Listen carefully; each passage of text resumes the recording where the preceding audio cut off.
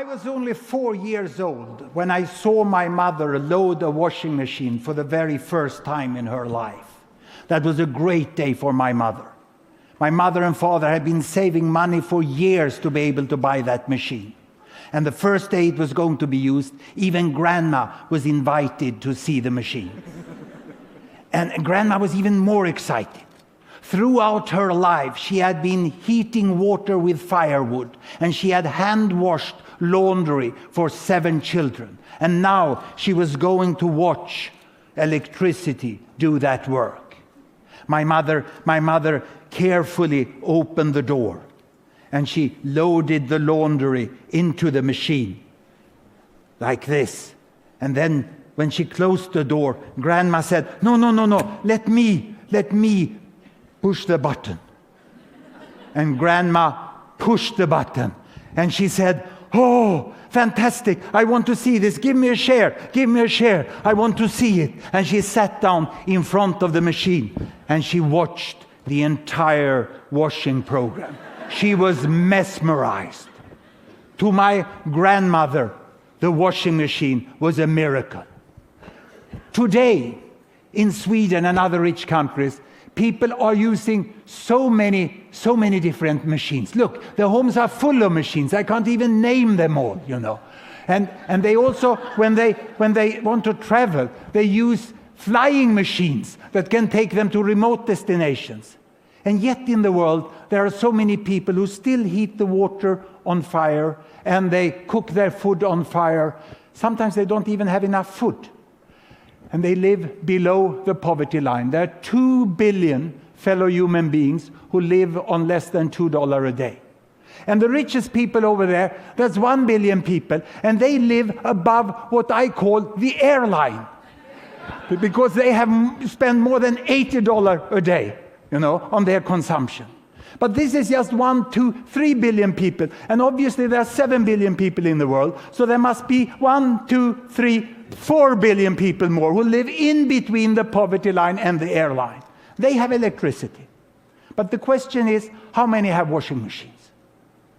I've done a scrutiny of market data, and I found that indeed the washing machine has penetrated below the airline, and today there's an additional 1 billion people up there who live above the wash line. And they consume for more than $40 per day.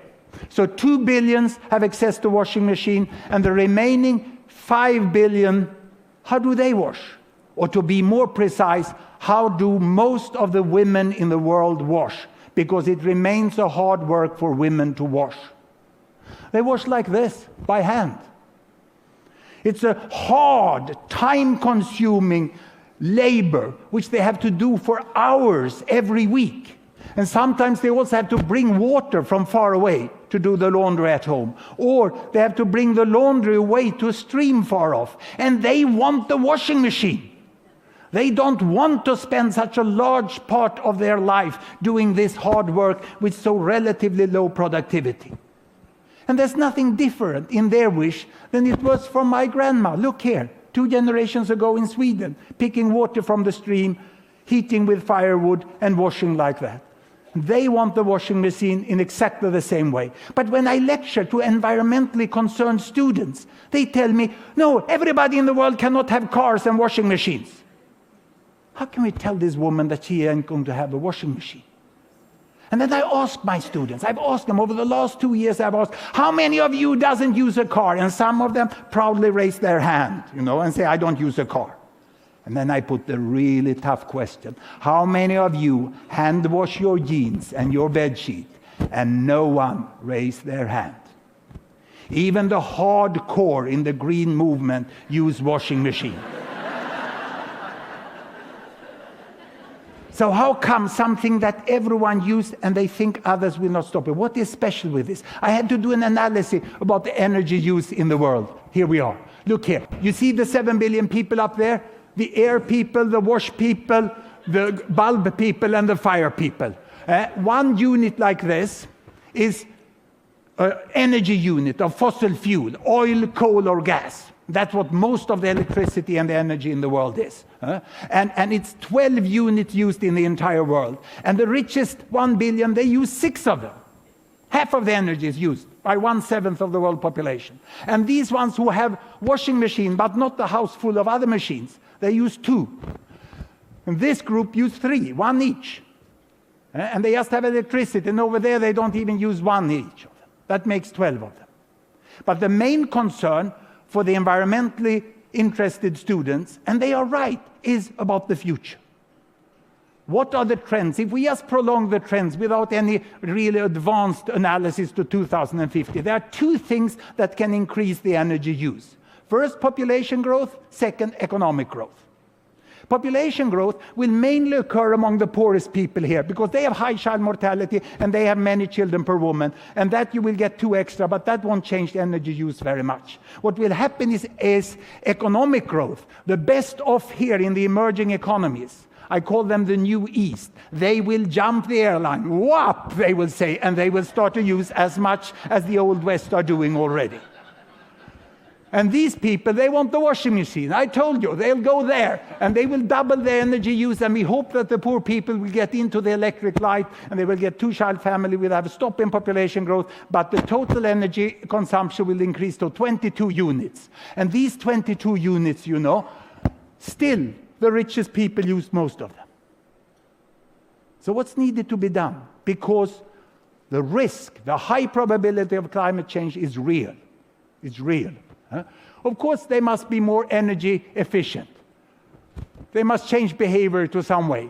They must also start to produce green energy, much more green energy. But until they have the same energy consumption per person, they shouldn't give advice to others what to do and what not to do. Here we can get more green energy all over. This is what we hope may happen. It's a real challenge in the future. But I can assure you that this woman in the favela in Rio, she wants a washing machine.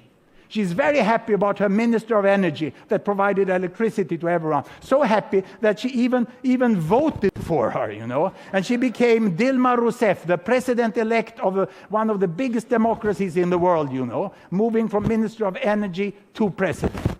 If you have democracy, people will vote for washing machines. They love them. And what's the magic with them? My mother explained the magic with this machine the very, very first day. She said, "Now, Hans, we have loaded the laundry. The machine will make the work. And now we can go to the library." Because this is the magic. You load the laundry, and what do you get out of the machine? You get books out of the machines. Children's books. And mother got time to read for me. She loved this. I got the ABC. This is why I started my career as professor, when my mother had time to read for me. And she also got books for herself. She managed to study English and learn that as a foreign language. And she read so many novels, so many different novels here, And we really loved this machine. And what we said, my mother and me, thank you, industrialization. Thank you, steel mill. Thank you, power station. And thank you, chemical processing industry that gave us time to read books. Thank you very much.